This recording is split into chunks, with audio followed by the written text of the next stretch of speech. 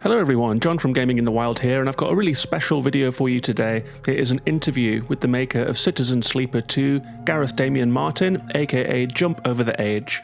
We spoke the day before the game came out. Gareth was waiting with bated breath for the reviews to drop.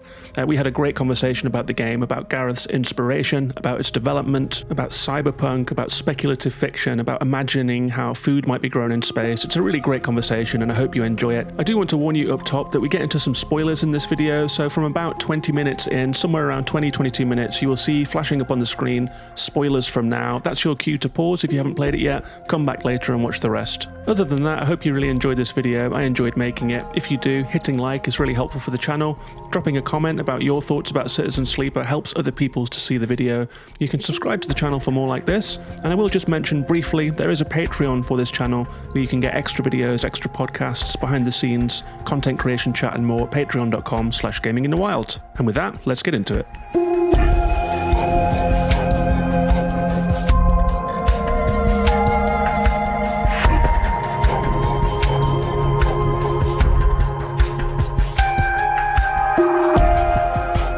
Alright, so I am very happy to be joined this week by the creator of Citizen Sleeper, Gareth Damian Martin, the first ever game developer interview that we had on Gaming in the Wild, and the first return game developer interview that we've had on Gaming in the Wild. So we are a day out from release, and I just wanted to say thank you for making the time. Oh, my pleasure, definitely. Yeah, I didn't know I was the first, but I do remember us having a really good conversation last time, and I need something to distract me anyway, so it's a perfect timing for me. So I don't just sit there staring at the wall waiting for the reviews and the game responses and everything else to happen. Right. I mean, I think last time we talked, In Other Waters had been out for a while, and I sort of stumbled across it on Switch and was kind of blown away by it. Obviously, since then... a couple of years have passed. I think it was 2022. No, it was 2020 when we talked last time. So 5 years have passed. You've had 7 years and 3 games. You've released 2 more games since last time. It's been a pretty productive time for you, it seems. Yeah, I mean, I don't think there's many other solo developers doing that. I don't know if how much I'm going to continue to keep up that exact pace, but it just kind of happened in the sense that Citizen Sleeper rolled out of In Other Waters and was meant as a kind of like small, quote-unquote small project, and then the DLC rolled out of Citizen Sleeper, and then the sequel kind of rolled out of the DLC, and I didn't want to drag it out, and I wanted this kind of TV series kind of cadence, I guess, which these days, 2 years for a new series of your favorite TV show is quite normal, weirdly. Wouldn't be acceptable back in the day, I think. But yeah, so I wanted that. So the intent was to kind of like hit again rapidly with Citizen Sleeper and kind of, do what I needed to do rather than take half a decade over it. Right. And I mean... yeah, as you've hinted there, it's a big moment for you, I guess. The reviews are dropping later today, and the game's about to come out. And we've been in touch, talking about it a little during the review period. But I guess you've had a little bit of practice at this now, right? The last time was your first commercial release game. This is your third. So I was wondering how this one feels to you. Yeah, I don't know if I'm just misremembering. We have this, people have this terrible habit of forgetting the hard bits of things. Well, it's probably quite useful for getting us to do things a second time. But it feels like the highest pressure one that I've done before, I think. But it's also the most confident I've been about a game when I've released it. So there's that weird kind of double side to it, I guess. I think with my previous games, especially with In Other Waters, I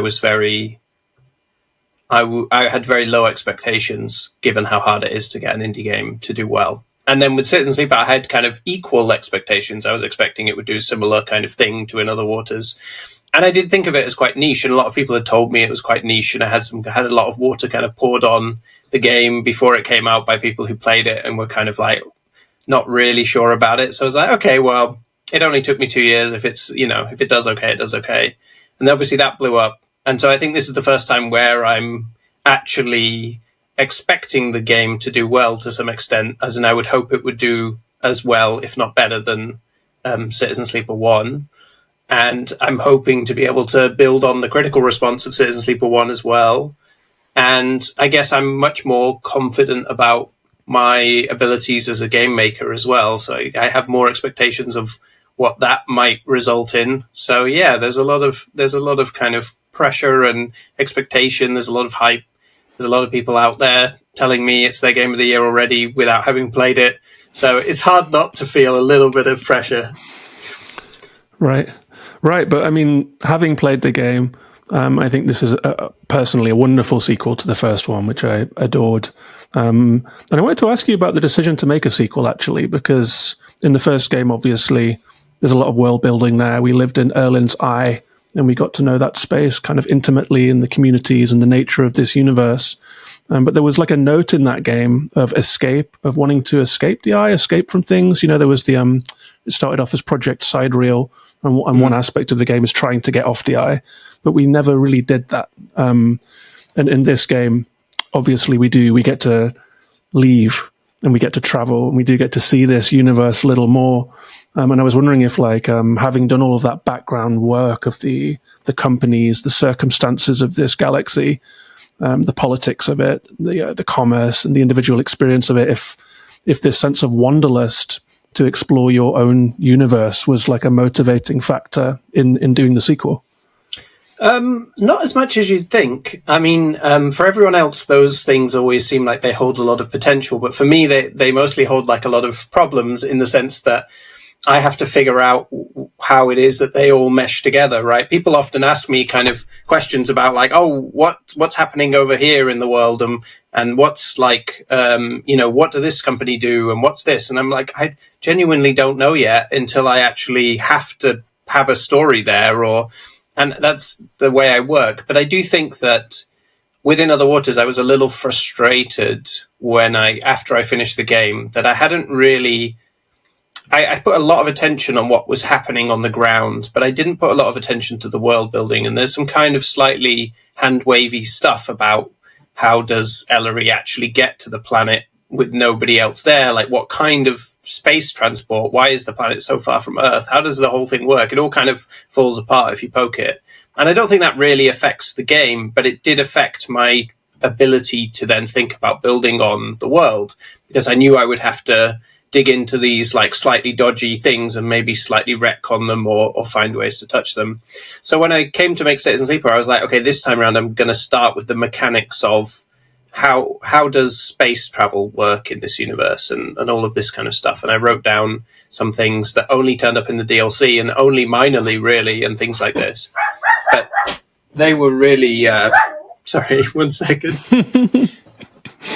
Special guest. Have a dog. Special guest media debut for Gareth's dog. That's literally my friend's dog, who's called Junie, which is the namesake for one of the characters in Citizen Sleeper 2, actually. But we'll get onto that later, maybe. But yeah, what was I saying? So I kind of planned the mechanics because also the material conditions are super important for Citizen Sleeper to understand why sleepers would exist and what function they would serve.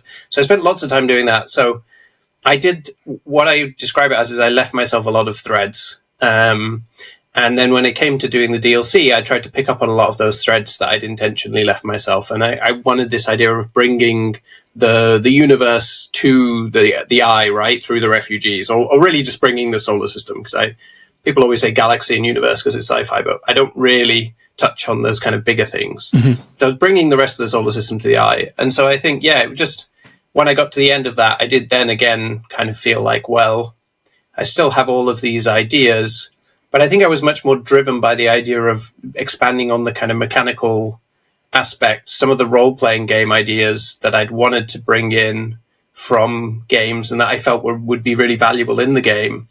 And it just felt like moving on to another game would be a different kind of challenge even if I went back to being inspired by tabletop role-playing games, and that a sequel was an opportunity to maybe further develop some of the underdeveloped or maybe just kind of proposal elements of Citizen Sleeper 1 and kind of turn them in to try and bring a bit more of it in and maybe make a stronger proposal for what a tabletop-inspired video game could look like. In a certain way. Right, and it does do that. It keeps the framework of the original game and much of the UI, so it feels very comfortable to slip straight into it. The second that you hear that alert sound pinging and you see the dice on the screen, you're just back in it, like, instantly. But it does have a lot of new stuff built on it, such as the stress system, which is so interesting. You accrue stress in this game through carrying out activities in the world, through failing dice rolls, through putting yourself through things. And if left unchecked, stress in the game damages your dice, and then your capacity to carry out more tasks in the future. And you can push yourself. Sometimes you have to push yourself and damage yourself in order to get things done. But you can also spend valuable dice to rest and reduce the stress level. And therefore, there's an element of self-care in the game that perhaps wasn't there before. And as I was playing this, I couldn't help but feel that there was like a note of advice or a note of autobiography in here about prioritizing self-care in this way. Yeah, I mean, I don't know if it's self-care is such a tricky term, because I think it's been kind of slightly denatured, or it's been kind of turned into like an industry, right, and an influencer subject, so I guess it is self-care, but I think of it more as dealing with ourselves. Our biggest one of the biggest challenges in our lives is dealing with ourselves. And I guess that a lot of the plate spinning and the tensions in Citizen Sleeper 2, I wanted them to be about dealing with yourself. So dealing with your own capabilities or lack thereof, dealing with your body's state, and then dealing with also the implications of your actions. I think it continued a thing that I started in Citizen Sleeper 1, which was kind of taking these ideas from Blades in the Dark and similar tabletop games that were meant to kind of represent high stakes, like matinee heist adventure stories, and realizing that those can also apply to quite like stories with quite a lot of interiority about what it means to kind of have a body and to have limits. And I think I just saw even more that this stress system and this idea of pushing yourself, which really is a straight take, the idea of a push is a straight take from Blades in the Dark, is that it felt like, oh, there's something really productive here, that's like where there's a thematic element to this mechanic, and there's an emotional element to this mechanic that I can kind of put the player through, and to try to like sharpen the narrative thesis and to sharpen the experience, and to create something which is a bit more emergent, and where the player tells stories with the systems, and then those stories are kind of fed into the wider narrative and help really connect the player and the sleeper together. So that was kind of, I don't know if it's, all comes from my own experience and how I see things. But I don't know if if I was making a burnout simulator in particular, but there's certainly some element of burnout simulator to it, I guess. There is, and I mean, one of the I think one of the main critiques of Citizen Sleeper 1 was that it sort of simulated stress and the need to find stabilizer, but you could kind of crest that wave quite early in the game or in the mid-game. And it seems that this game piles on the stress a little more. It's less easy to crack the system, and it's less easy to end up with enough cryo and enough resources. And the game seems to sort of set you back, and it seems to have more opportunities for failure in a way that players maybe aren't used to, but which seems to directly address that aspect of Citizen Sleeper 1. So I wonder if like upping the stakes, upping the pressure, putting more pressures on the player in a more continual way throughout the game was an intentional move here. Yeah, definitely. I mean, I was very much responding to that criticism of Citizen Sleeper 1, which I definitely recognize, but not so much as it's not something that I don't like about Citizen Sleeper 1. I actually am quite happy with the arc that Citizen Sleeper 1 takes players onto. I tend to find that players who are invested in the narrative don't really mind that they've kind of like hit the skill ceiling. And I think there's a certain kind of like arc that I wanted, where your attention shifts from your own survival to, the people around you, that I felt like the game kind of delivered. But I was thinking about those players, and I was thinking about, I think they were pointing to something that I think is really valuable, which is not necessarily something where I was like, I want to go back and change this in Citizen Sleeper 1.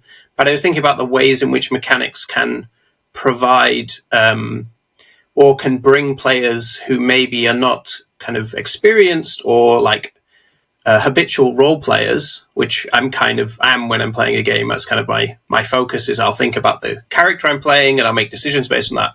But how systems can actually encourage those players to come join the fun of role playing, or can bring them into that space. So for Citizen Sleeper 2, because I was also thinking about it being a sequel and thinking about, well, a sequel is an opportunity to build a bigger audience because you've got the reputation behind you of the first game. But I wanted to make sure it was a sequel that people could play first and then go back and play the first one.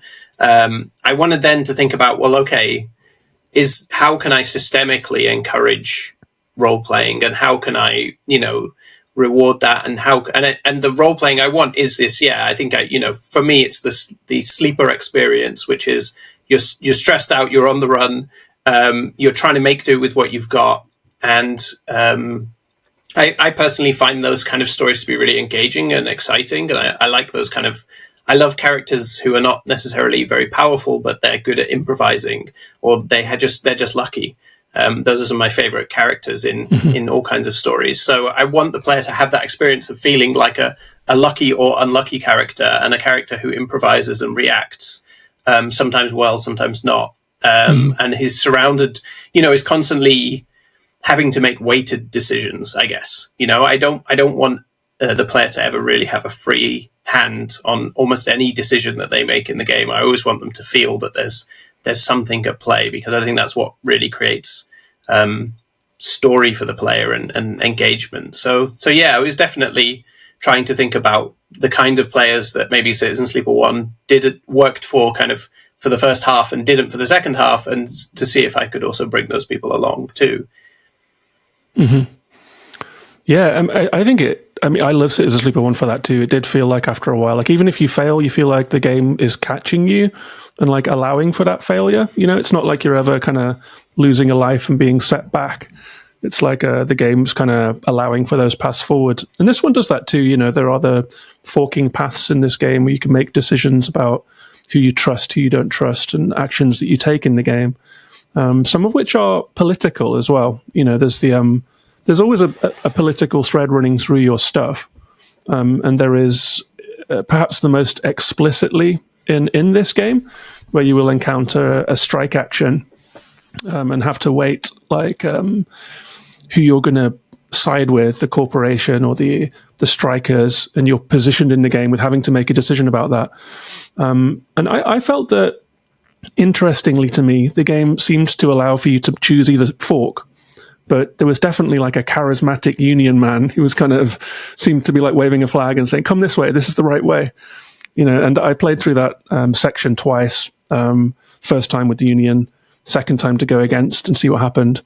And even in the second time, when you're siding with the corporation, you do have an opportunity to change your mind, and are kind of encouraged to do it by an emotional appeal from a character in the game, So I found that kind of interesting. It's presenting choice to the player, but I felt that you were easing us onto the preferred path in a way that I found interesting. And it's another aspect of this, educational element, where I felt like the game was saying you need to rest sometimes and also like be a good union person. So what do you think about that? Yeah, I mean, I think, to be honest, I think it's a kind of the idea that there's both sides in a conflict like that one, I guess, to me is kind of silly. So I'm not ever going to be like, oh, there's some guys who are trying to use the contracts of their workers. And it's interesting you say they're a corporation. I mean, I never use the word corporation, but I always find there's this interesting thing in Citizen Sleeper where people kind of assign corporation to various different groups. But they themselves are not, they're not like a core corporation. They're like a mining syndicate. So it's all kind of about organization versus organization. Just like in Citizen Sleeper 1, you have this like union that's kind of become something else. And, Havenage. And a lot of people feel like Havenage are the bad guys or whatever. And some people are even like, oh, they're just a stereotypical corporation, which is very funny because they're not in any way. They're actually a union. So there's always this interesting nuance, I guess, that I think gets lost sometimes when people are like, oh, it's cyberpunk and therefore it's called these bad guys must be the corporation or whatever. But yeah, I think in that decision, it's, Seraphin has that it's really my focus there is on kind of Seraphin's emotional journey as a character. Like that entire sequence needs to be a turning point for Seraphine as a character. And so my real focus is really on, well, Seraphine can have a turning point whether the Union wins or whether the Syndicate takes control. He, because his turning point is in meeting the character that he's looking for, who I won't spoil. But the kind of I think so. I guess I really focused on that, and I guess I'm not necessarily trying to nudge players down a political path, more a humane path, I guess, would be my argument. I think that's really what I'm kind of thinking about. Is like also giving players that out in case they wondered. They kind of like some players can be quite like yes men in a way, and I think Seraphine's obviously saying like, oh, I don't want to engage with this union. I don't care. Like I don't want to get locked up in somebody else's struggle. And then you can go down this path, and then you can be like, wait a second, what are we actually doing here? We're scabs. Like, what's the situation? So, yeah, I don't know. It's just the way that it kind of played out, I guess. But Kirk's also kind of written to be a difficult character to love. Like he's not there as a kind of paradigm of like, oh, this guy's obviously great and nice. Everything about him's great. And depending on how things go with the mutiny, there can be complications that kind of might make you change your opinion on Kirk by the end. So even if you supported them, I guess, in the end, my interest is in kind of like people over systems. I kind of like have this anarchist edge to Citizen Sleeper that's always about people over systems. And those systems can include, unions, and those systems can include syndicates and all kinds of different structures. And there's always that danger when somebody becomes serves a system above people that can slightly draw them into. So I guess if there's anything political happening, there, I think that's kind of where I end up finding my interest is in exploring this idea of like the dangers of systems, which is a very kind of Citizen Sleeper theme, I guess, more widely. Mm-hmm. Yeah, and something that I really like about your stuff actually is like when I met you at WASD in London, and we talked briefly, you were mentioning like some of your hot interests of the moment. You were talking about New York bike couriers. Right. There's always an interest in sort of ecology stuff in your, an overarching interest in ecology and mycelia and all of that kind of thing, like in very explicitly in other waters, and it creeps into the Citizen Sleeper games too. And you were talking about Voyager and Farscape, and obviously you're a quite well-developed sort of political thinker yourself, and all of these things seem to be woven in, like it's like a rich tapestry of your own interests that you weave into these games, and it ends up being a very you thing in a really cool way. It's quite a curated set of subjects that are in the games. And I was quite interested in this way of like cultivating interests out there in the world and sort of synthesizing them into games in this way, and your own research and your own, your own interest. It seems really interesting to me that you do it quite the way you do. I mean, I think that's kind of a thing that extends back for me way before games, which has always kind of been, I started making games at 30, so I had a kind of like almost a career before games, working as a designer for theatre and exhibitions and doing video design. Also, I did a PhD in literature, and I studied puppetry. And probably actually studying puppetry is a good one to pull out of the fire of the forge of what made me, which is that I genuinely did that because it caught my interest. And I think I'm a person who finds it easy to have that interest be caught. I'm very interested. I'm very curious. I'm very easily derailed, as you probably notice when I'm talking to you anyway. But I'm very easily derailed. And I have a very broad interest across the arts. And I like making things, and I like reading about things. And I've always been very fond of a Francis Bacon quote where he describes himself as a pulverizing machine. And I've always kind of thought of myself as a pulverizing machine. His point was at the time was that there were lots of collage artists, and I think he was being compared to them.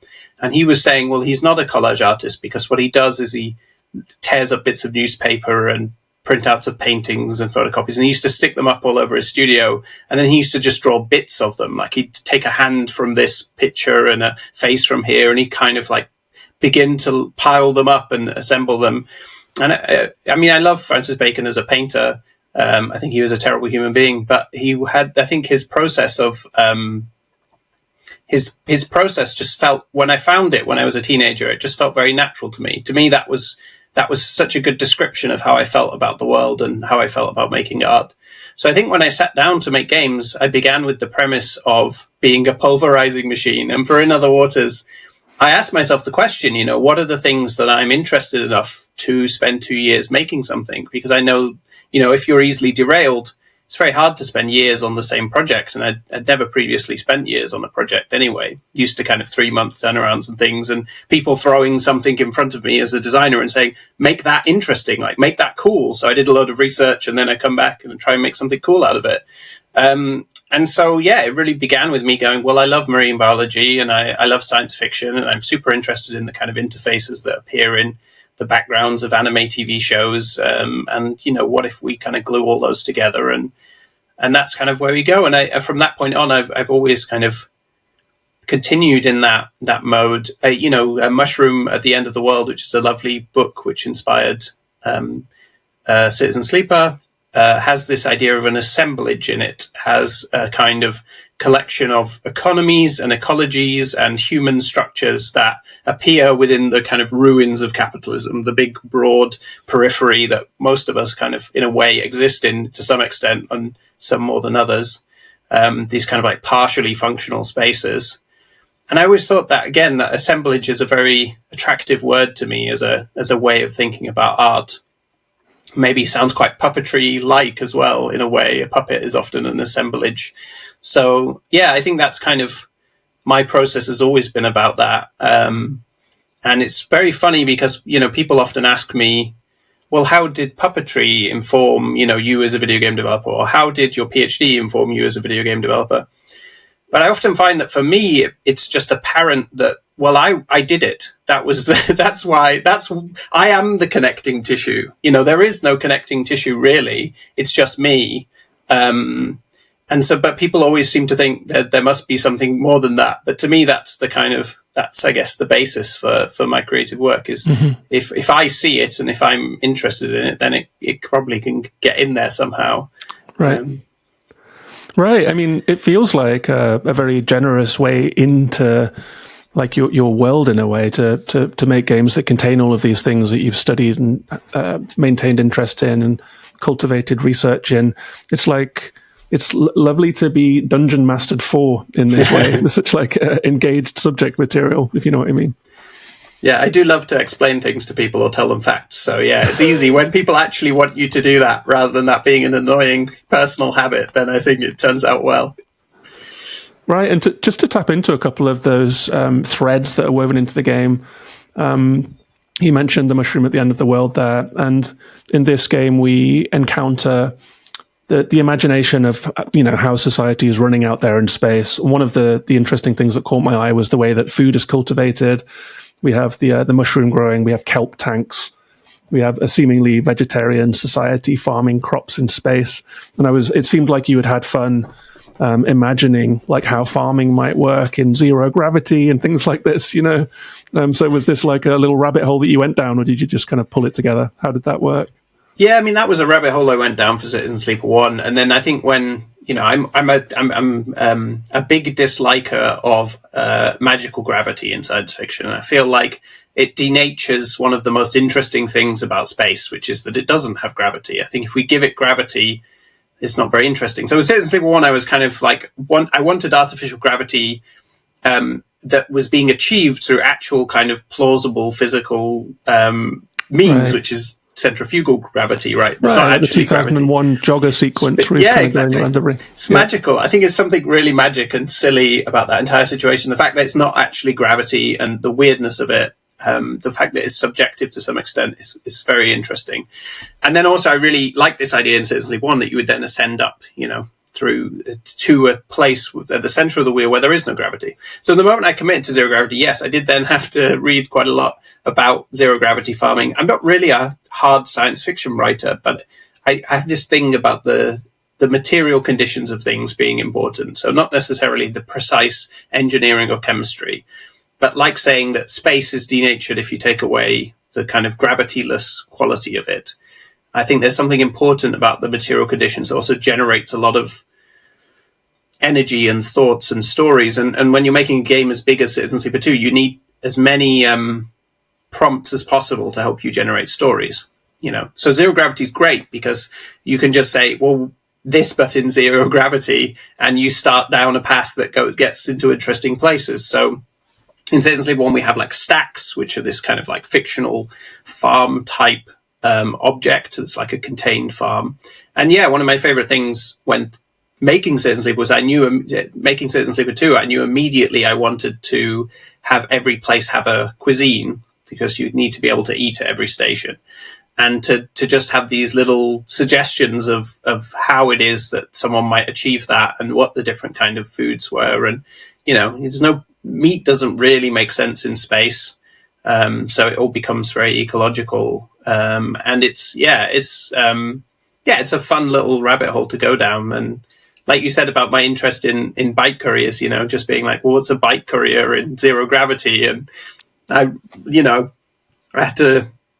made Guillaume, when he designed that little bike, I had to make him a little bike that was like a little sketch of a bike that I designed based on kind of rocket bikes and air bikes and all kinds of things to try and figure that out. So yeah, those are all really, I would say, productive rabbit holes. So I don't know if they're necessarily rabbit holes. They're more just ways in which I keep myself writing, and I kind of like keep myself going. And I think, yeah, definitely thinking about farming and foods, in outer space. There's a really good, I don't know if you've read the book Ascension. That's a book that a large plot element of that book is developing a marine biologist who's developing a kind of algae that could be used to feed a generation, a kind of like long-term space program. Mm-hmm. It's a really lovely book. And there's just a lot of, there's a lot of productive research you can do into things like that really helps make the world feel real and exciting. And and food is such a big part of kind of traveling and culture and feeling like you're traveling. So I knew that if players also kind of traveled place to place and found different foods at different places, it would only accentuate the idea that each of the little kind of locations in the belt are each part of a bigger ecosystem, but they're also their own little ecosystems too that have their own little flows. And it must be tricky, a tricky thing to do, right? I guess dungeon mastering means imagining a world and showing people parts of it to help them understand it and to give them an experience that makes it feel real. I think you're right that all of the little crumbs of things from here and there, or thought out systems that lie behind it, but showing people just what they need to see seems like a bit of a skill. And it does, my mind goes to like how much, my mind goes to like a infinite jest sized sort of ring bound folder with all of this kind of like, here's what the corporations are, here's how the food works, how the gravity works, how the ships work. It was interesting to hear you say that you felt some aspects of it were fleshed out in your mind and some were just kind of papered over, because to the player you maybe can't see which is which to some degree. You just kind of, you're buying into the whole world as you go. But it's an interesting, you have to imagine that behind the scenes there is so much. And I wonder, like the process of choosing what to show and what's useful must be intuitive or tricky.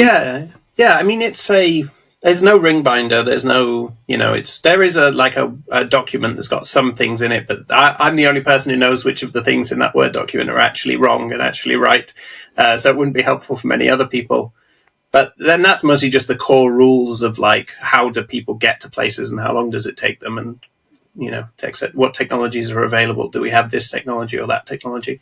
More like setting things. But I think I'm a long-time student of this particular style of science fiction, I think. William Gibson talks about it a lot, and he talks about how he was inspired by Escape from New York. There's like a line in Escape from New York where Snake Plissken says something about it's a kind of like precursor to the classic, like, I've seen lasers in the whatever firing over the whatever. Yep.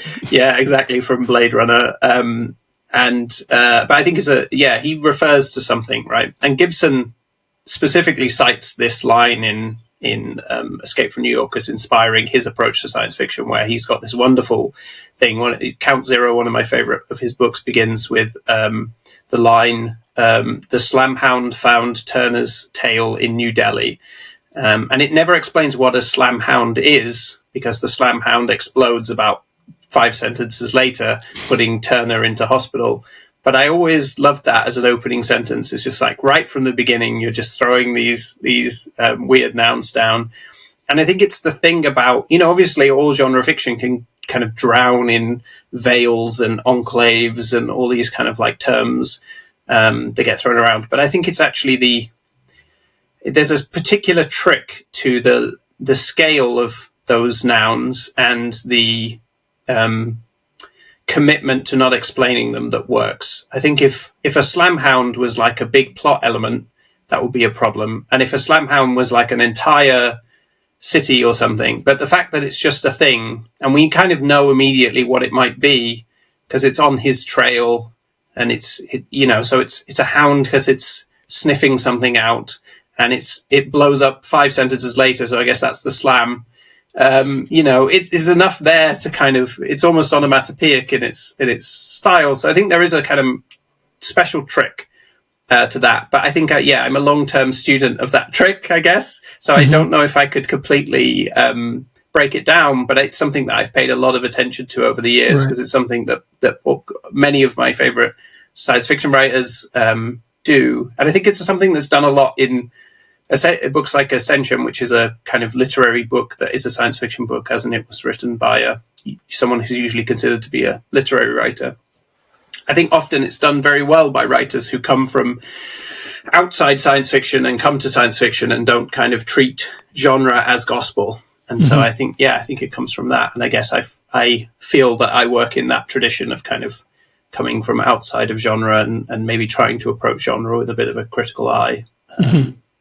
Right. It must be a knack to train yourself in. Like, have I given enough here? Is just the naming of the thing, like you said, with Slamhound. Does the name itself contain enough for the reader or the player to grok it, basically? Yeah. Well, I stole Stack, for example, from a wonderful book called Austral, which is about a kind of post-climate change Southern Hemisphere where there are people who it's Paul Macaulay, I think, who there's like humans who are like, they have their genes altered to become what are called huskies, so they can better survive in the cold weather. And that has in its post-climate change world some farm stacks, and it never really covers what the farm stacks were. And I thought, what a great word. I wrote it down when I was reading the book almost immediately, because I just love it. It implies like such an industrial feeling, and it's a shape and a scale and like a vertical form. Farming. Yeah, exactly. It's apparent immediately, right? When you say farm stack, I think everybody kind of gets it. And so I was like, okay, let's write that one down. And then that's just, it's such a stand-in, right? Because we don't have, when you're making something in zero gravity and science fiction, you don't necessarily have words like farm or barn or all of these words we'd usually use in fiction. So you do need to invent things. It's not just kind of done for fun.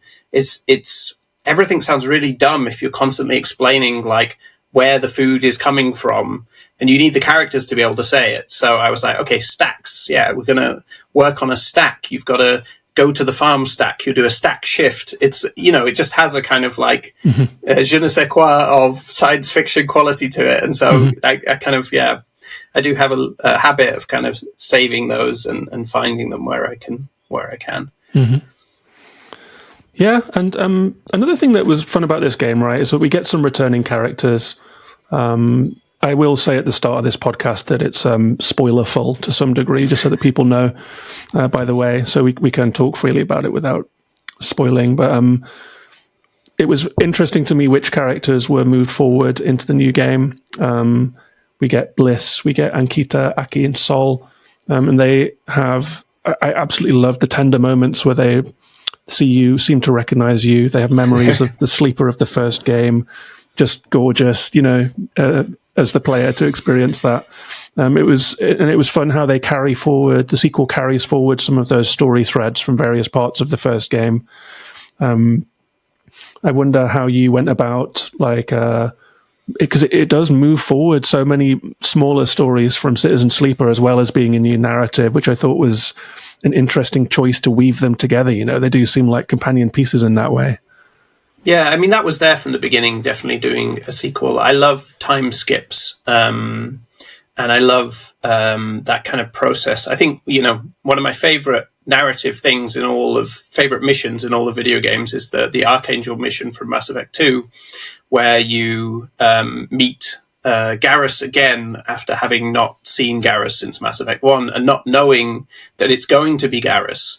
And they really held their cards close to their chest. And it's a great mission anyway, because they distract you with this really great conflict about 3 different mercenary bands who usually are enemies, but are ganging up to take down this one guy. And there's a lot of that kind of Monte Cristo game of kind of like, oh, this guy, who's this guy? Who's this really important person that's going to enter at the end of this mission? And then it turns out to, of course, be somebody that but somebody that you previously knew as like basically a police officer, as a detective, and as a kind of like by the book, quite hardened character, and is now like an assassin and a criminal, and you're like, well, what the hell happened here? And it's such a wonderful moment. And so I knew when I was starting Citizen Sleeper 2 that I wanted to have as many of those moments as possible, where you kind of reapproach a character from an opposite direction. And like you say, you bring with you a load of...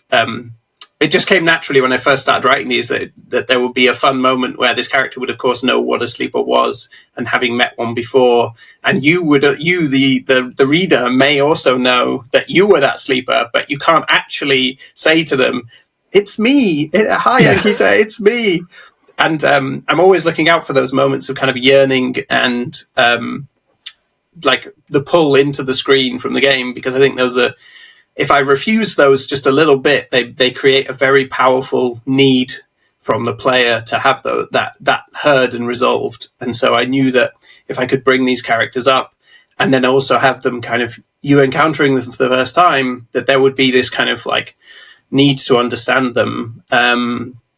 And it's such a DM trick. It's such a thing that I would do to my players, is like have a character just disappear and then reappear in a completely different new circumstance and bring a load of story threads with them. So yeah, that was a big focus. And I was just honest to what I'd done in Citizen Sleeper 1, which is that I'd purposefully sent a load of people to the Starwood Belt. Very, very observant players of Citizen Sleeper might notice that one of the ships in Citizen Sleeper is called Starwood Vector. And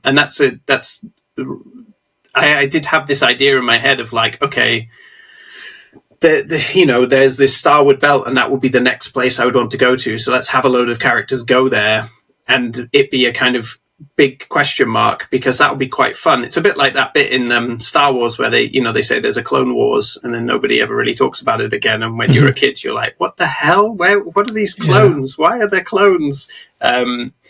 And there's obviously, you never want to go and over-explain that stuff, but the Starwood Belt was always there. So in terms of the characters, I knew anybody who'd been sent to the Starwood Belt in any plot line from Citizen Sleeper, those all had to be true, and all of those characters needed to have ended up in the Starwood Belt. And those were some of my favorite things to write, and those are some of my favorite things that I'm looking forward to seeing people kind of notice and pick up on. And especially because people hate Ankita, for example. It's definitely a large portion of people who really, really hate Ankita for what she did in Citizen Sleeper 1. The evil X. Yeah, I couldn't resist that achievement. So yeah, just drawing that connection, I just feel I'm really excited to see how people respond to Ankita coming back, and then also playing the game. The is she or is she not a baddie in Citizen Sleeper 2 was just, that's just me wanting to be a bit of a trickster, I guess, with how I'm doing it. Yeah, and it was fun to see how some of them, well, all of them had been through hard times, basically. It's just kind of what happens in this universe. Yes. Some are more established than others. Bliss has done okay. Aki has done okay and just done her thing in a new way. But I feel like one of the more impactful ones was Sol, who you encounter if you take on that mission to go back. It's like an optional drive to pop back that you're, depending on how you feel about your relationship with Seraphine, maybe like more or less keen to do, because you're going to take him back to his new love interest. But of course, I think a lot of players will just do everything they can do in the game. And so you do get that last one of Sol, and you learn the fate of the Pilgrim Seed. This was a really lovely surprise. I actually kind of gasped when it turned out to be him. That one really got me. Oh, I'm glad. With Sol, I think I wanted it to work in both directions so that, players could play Citizen Sleeper 2 first and then play Citizen Sleeper 1, and they'd still have the same kind of experience. And that one felt like a really fun way to do that, because Sol's actually, if you play the DLC, he's quite like an important, powerful character, and then you've got this character who's just kind of like a stranger, doesn't even get a name, and kind of is there. So yeah, that felt like an especially fun way to connect it back. But again, I tried to follow the characters. I tried to follow like what was happening. I think there's lots of references to, you'd say, in Citizen Sleeper 1, to Sol kind of having this degenerative disease. And so it felt like this, and Sol also being this character who was kind of had responsibility forced upon them. And so they just felt like a really strong hinge for kind of going to this community that, unlike Seraphine, the Sleeper's never really maybe going to get to live on Olivera happily. I don't know if that's, but in my mind, there's something kind of naturally transient about the Sleeper, and the Sleeper will just never really settle down in that way.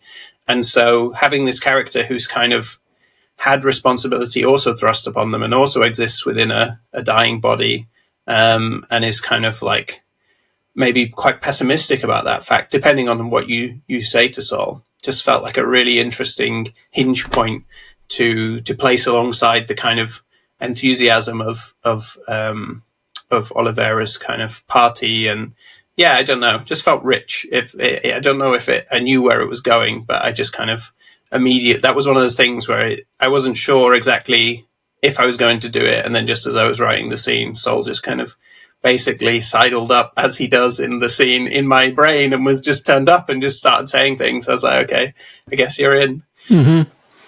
Yeah, and another one of the most interesting characters, I think, was Flint. You encounter another sleeper in the game, which was such a nice opportunity to see a sleeper sort of contemplating another sleeper, and going through that emotion of like, is this how people see me, and all that sort of stuff. That was another gasp from me when we find Flint in the dark.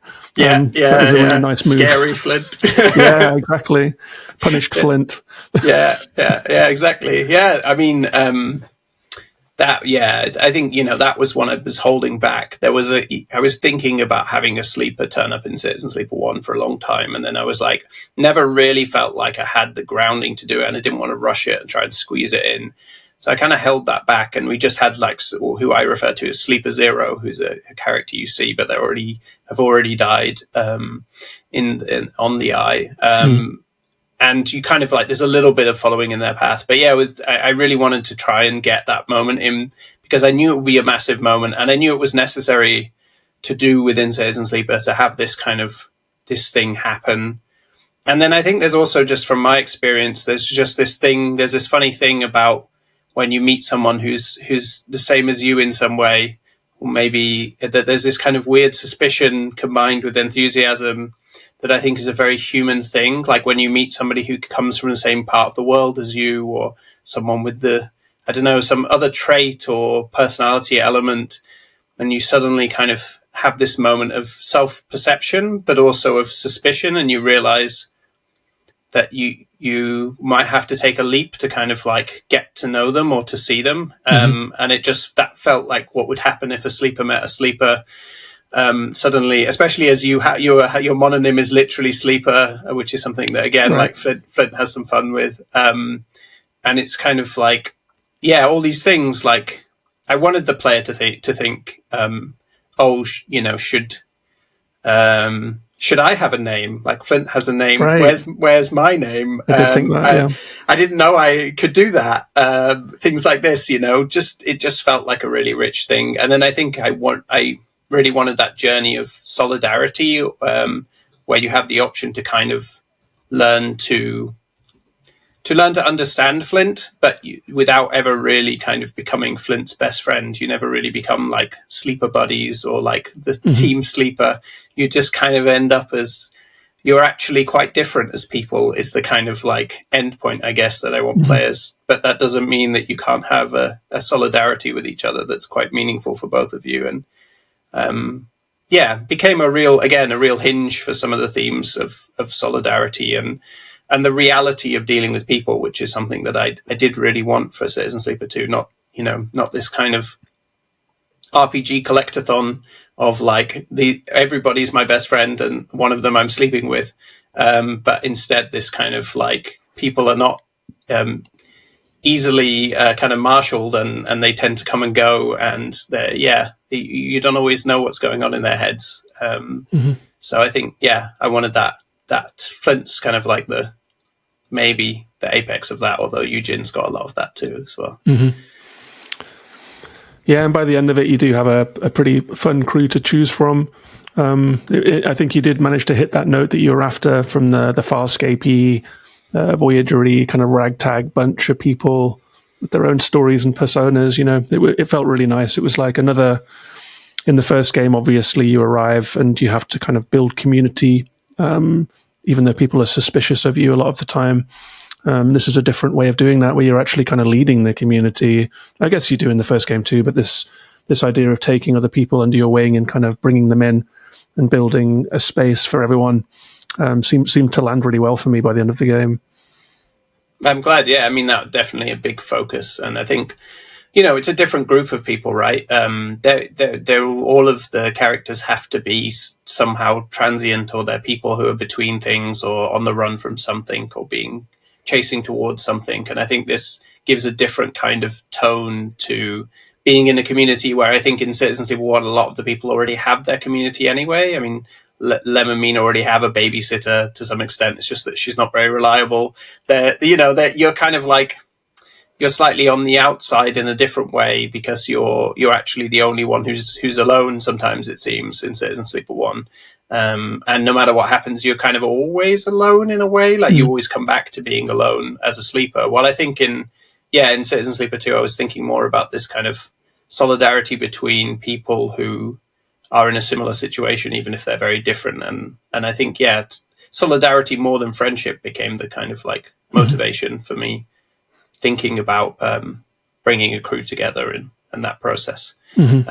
Also, it's just fun to have a load of different people, and it's really addictive to make new crew members and to add little crew members that only you get on one mission. At one point, I was tempted to make the cat a crew member that would just have no dice. You just take on missions and it just sits at the bottom of the screen, but that would have been a bit too much scope creep, I think, so it didn't end up happening. Right, and we're getting to the end of my questions here, but you didn't mention Lem and Mina. I did wonder if we'd find them. We didn't find them, and then I thought, wait a second, there were two branching outcomes in the first game where they do or don't leave, and so maybe that would have been impossible to write them because it wouldn't be true to canon for some players to find them out there, Yeah, so my rule with canon with Citizen Sleeper 2 was that everything is canon to some extent, but nothing should invalidate someone's Citizen Sleeper 1 playthrough. So, you could kind of imagine that, for example, even if you didn't send Bliss and Ankita off to the Starwood Belt, they could have got there on their own without you, and there are lots of things like that. So that's kind of like the balance I took. But also I think, for me, Lem and Mina's story was complete in Citizen Sleeper 1, and I think, everyone knows the dangers of playing the favorites or playing the classics when you make another thing. You never want to go back to something. And Lem and Mina was a massive surprise for me anyway in terms of people's response to it. It was one of many stories, and it just happened to be a story that people picked up on. So it felt like there was only things to lose by covering that, and it didn't make, if it had made sense, but it didn't make any sense at all why Lem and Mina would either come to the Starwood Belt or they would head off And it felt like, taking that ending away from people where they all leave on the ship together felt like it was not necessary. So that was never something that I really felt like I wanted to touch on again, even though I know there'll be that expectation. But as I'm a DM or a GM, I'm very used to disappointing people's expectations and giving them something that I think is better instead. So that's kind of what my general mode with Citizen Sleeper 2 is like, oh no, I'm not going to give you what you want, but I will give you something, and maybe you'll like it even more than what you thought. I guess time will tell if that's true. Right. And speaking of the kind of the untrodden paths of this game, you've said that Citizen Sleeper 2 is the last video game in this universe, right? In an interview that was misquoted, that said you were quitting games, which you then had to go out and tell Twitter that you're not quitting games. I'm not, very much not. Please don't tell people that I'm quitting games. I'm very scared that makes people just be like, oh, I'll just unfollow them then because I don't care about tabletop games. But you have said that there will be a Citizen Sleeper tabletop game as a third part to the story. Interesting shift of media there, back to the source of the game, kind of. And also, I will say, when I saw the first trailer for this game, the animated trailer, my eyebrows shot through the roof, like in terms of like, oh, look at this as a possible avenue for more Sleeper stuff. It's interesting to me that you're having synthesized tabletop games into a video game. This video game has become so rich that it could go in any number of directions now. Is tabletop the one, or do you think there's going to be more transmedia Citizen Sleeper universe stuff? Yeah, I mean, I'm eager to, definitely, but it always depends on what's happening. It's stuff we've tried. Timing has not always been right. I don't know if you know, but it's an absolutely terrible time for streaming media or TV shows right now. Maybe if we were 5 years ago, 10 years ago, things might be different. But I think right now it's very hard to get something like that off the ground, some serialized media. But certainly Citizen Sleeper is more than open for a serialized kind of storytelling. I think it would fit it really nicely. But for now, the next step is definitely tabletop. And I think that's just a really logical step for me. I've already kind of like dipped my toes in that by making Cycles of the Eye.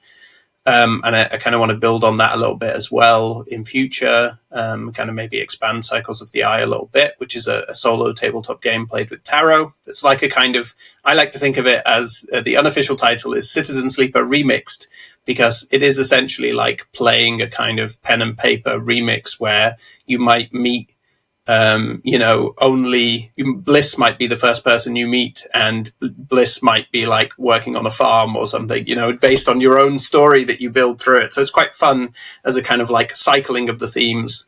But I think making a proper Citizen Sleeper 2 definitely as a structure is so much more adaptable into a tabletop game. You have a party, you have like contracts, you have a ship, you travel around. It's just, it lends itself to it nicely. And, I like the idea of kind of Citizen Sleeper is slowly becoming subsumed ownership-wise by the people who love it. It's hard for me to kind of keep it out of their hands for too much longer. So I think I really resigned myself with Citizen Sleeper 2 to make an ending to this part of the story.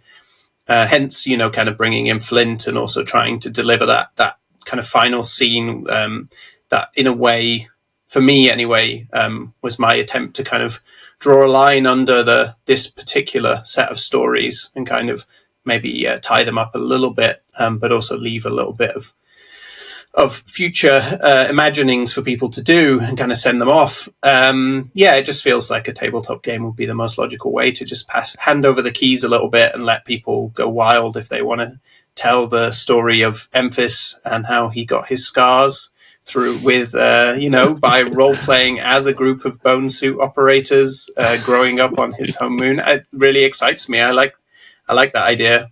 When I was growing up, Star Wars was like that. It was back in the days of the old extended universe where there was no canon. And I used to...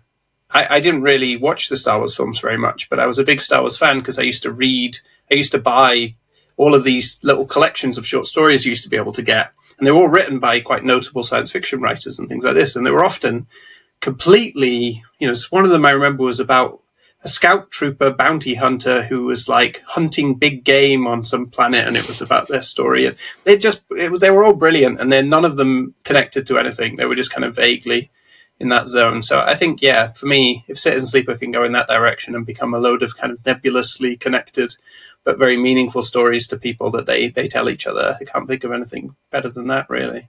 Mm-hmm.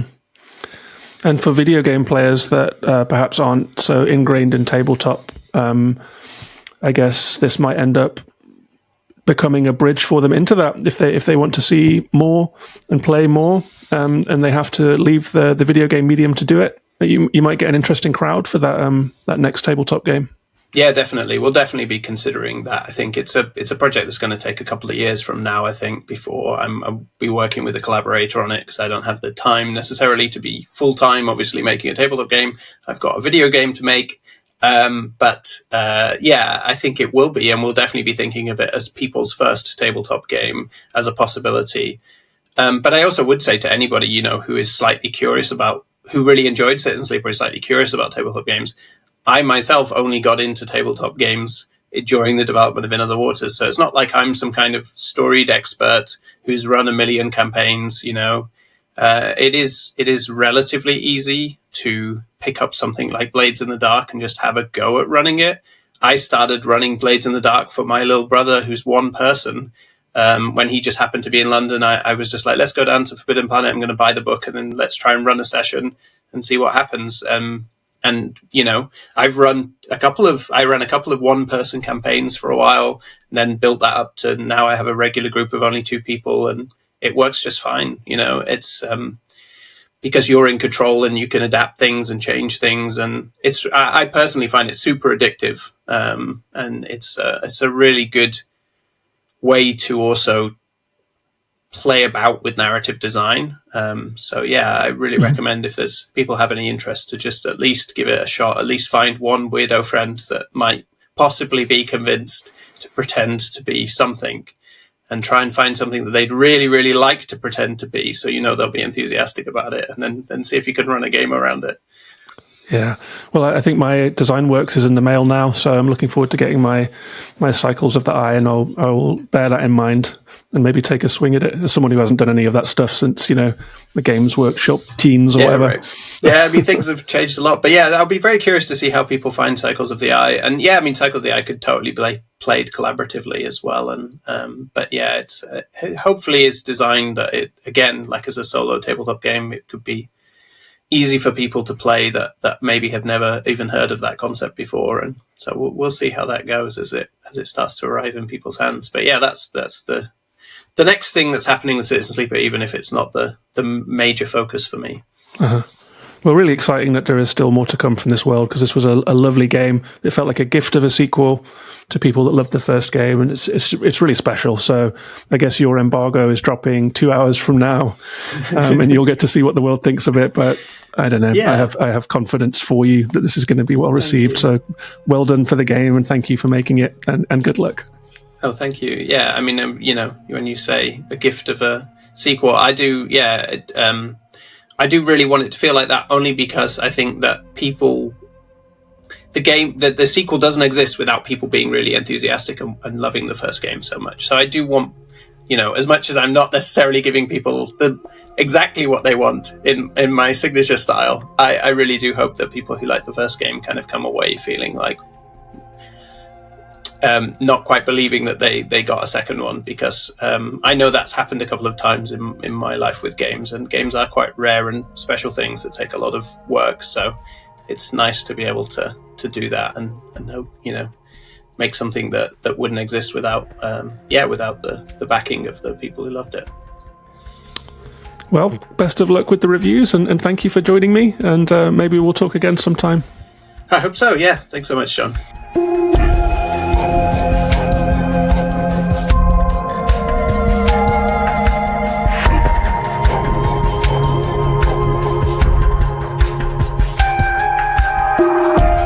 So there we have it. That was Gareth Damian Martin, the developer of Citizen Sleeper, Citizen Sleeper 2, and the wonderful In Other Waters. If you are a Citizen Sleeper fan who hasn't checked out Gareth's first game, In Other Waters, I really recommend it. It has a lot of Citizen Sleeper in it, It's a very different game, but it's very interesting for fans of Gareth's work. Also, if you enjoyed the interview and you're still with me here at the end, a like would be very much appreciated on the video. Drop me a comment to tell me you got to the end, or to tell me what you think about Citizen Sleeper, or to respond to something that Gareth said.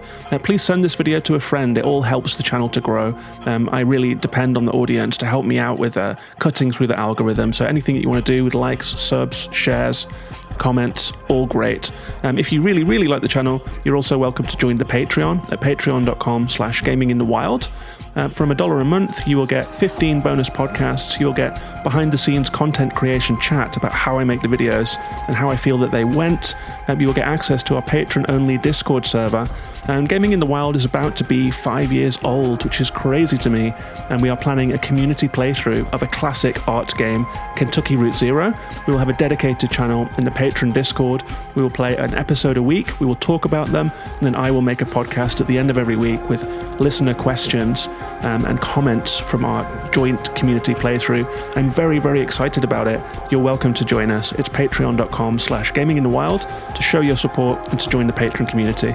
And with that, I'll be back soon with another video. Take care of yourselves and each other, and bye-bye for now.